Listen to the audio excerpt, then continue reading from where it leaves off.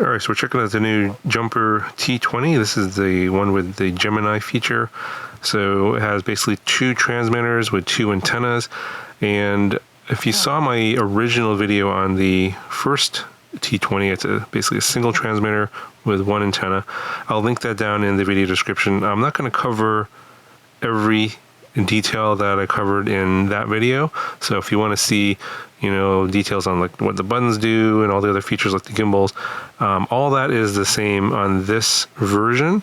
And so I'm just going to focus on what's different about it and what the new Gemini feature and Gemini technology brings to the table and why you may want to go for this version versus the original version.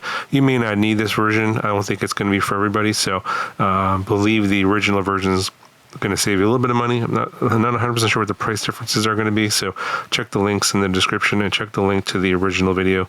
The link to the original radio will be in that video description. But real quick, I do want to show what came in the box. You get a nice case that the radio comes in. I think that's the same. And then you get a lanyard or like a neck strap, USB-C cable for charging. You get a bunch of these stickers here that go on the buttons over here, these 6 buttons here, so you can set up some special features on HTX, which is what this radio has, and that can be set up in the radio. You get a couple of these foam gimbal protectors, so when you put this in the case, put these on the gimbals so that they don't get damaged. This is the battery tray for, I think these are for 21700 cells, so some bigger cells. I think you can use some 18650s with these as well if you bend these little metal plates out. But I'm just using a 2S battery in mine. So I put a 2S battery in there and you just connect it via a balance lead. So that's inside my radio currently.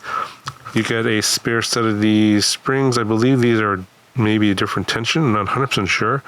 And then they sent along these extra stick ends. You can see here, red and black. And also the silver one here. These are not included. This is just something I think they wanted me to point out that this is available. I'm not sure where these are sold currently. I don't have links for these, so if they're not in the video description currently, check back later. I'll add them as soon as I get the links to these. Okay, so the Gemini feature works with Gemini receivers. So here's an example of this is the Beta FPV Super D with basically two receivers in one PCB. So you have a single PCB, 2 different receivers there, so 2 SX1281 chips right there, and then you have 2 antennas here. So ideally you want to have as much separation between these 2 antennas wherever you put it on your quad so you get the best reception. And what Gemini does, and I'm going to link the full explanation down in the video description. That's on the Express ELRS website. They have a full detailed explanation. I'm going to kind of gloss over this really quickly and kind of give you sort of a condensed version because it's a pretty long read, so I'm not going to regurgitate everything there. But essentially, in a nutshell, what you have is you have 2 transmitters and you have 2 receivers, and the 2 transmitters and 2 antennas here. And by the way, these antennas, they fold out like this. So you can get 90-degree orientation on the antennas like this. So that's ideally what you want for maximum, diversity or reception. And because you have 2 transmitters and they both go to 1 watt and 2 antennas, what it does is it actually transmits the packets on 2 different frequencies within the 2.4 gigahertz band. So within the 2.4 gigahertz band, each antenna is transmitting at approximately a 40 megahertz difference in terms of frequency. And what that does is if you're in a very high RF noise environment, like, I don't know, somewhere where there's just a lot of noise that's going to cause interference, then this technology allows the packets to get through to your receiver at a higher efficiency or higher rate. So essentially, it doesn't increase your range. So if you're wondering if you're going to be able to go twice as far, they specifically say that the range is not increased at all. It's the same range. But what you do get, the benefit you do get is an increase in the link quality between the transmitter and the receiver. So I did do a test in-house with a microwave, because microwaves do spew out a lot of 2.4 gigahertz RF noise. What I did was I put this receiver near a microwave. The transmitter, which was at 10 milliwatts, was about 4 meters away in all scenarios. And I just did a test. I did a test with single antenna mode and Gemini mode. So one antenna or both antennas, and with the microwave on and off. So I'm showing you all the results here, and you can read the labels and judge for yourself what the results are. But it's pretty clear and obvious that what happens is in either single antenna mode or Gemini mode with the microwave off, the link quality is pretty good. It's like near 100. But when you turn the microwave on in single antenna mode, the link quality drops to approximately 90, 85-ish, somewhere in there.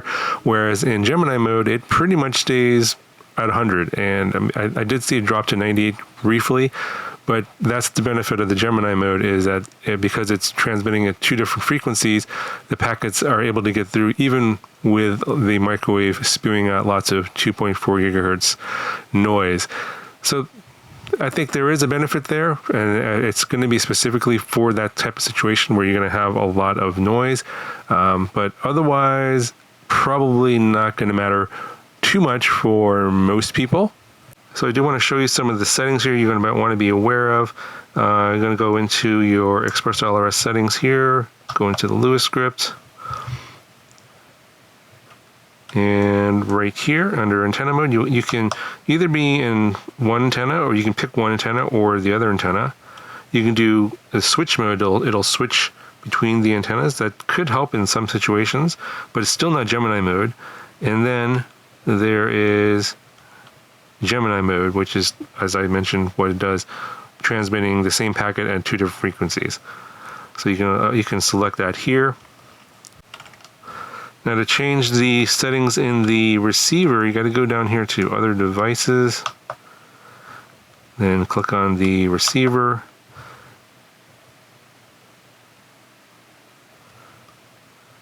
And the default mode is diversity. Basically, it switches between the antennas, but you want to be in Gemini mode on the receiver and on the transmitter to obviously have the full Gemini mode benefit.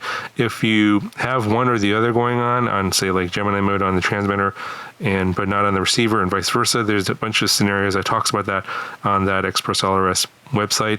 I don't want to go through all that. Basically, you don't want to do that because it's less than optimal. Actually, it's probably worse than just having a single receiver and a single transmitter with no Gemini stuff going on. So basically, if you want to use Gemini mode, you got to have it on in both places. Anyway, overall, as I said earlier, I don't think this is going to be a feature that everyone is going to absolutely have to have. This is definitely not one of those like must-haves, but it's a kind of a nice to have. I think that if you do happen to live in a place where your link quality suffers because of a lot of Wi-Fi interference, and RF interference wherever you happen to be flying at, then yes, this is, I think, going to definitely make a difference and giving you that little bit of extra assurance that your link is going to remain solid through the various types of interference that might occur.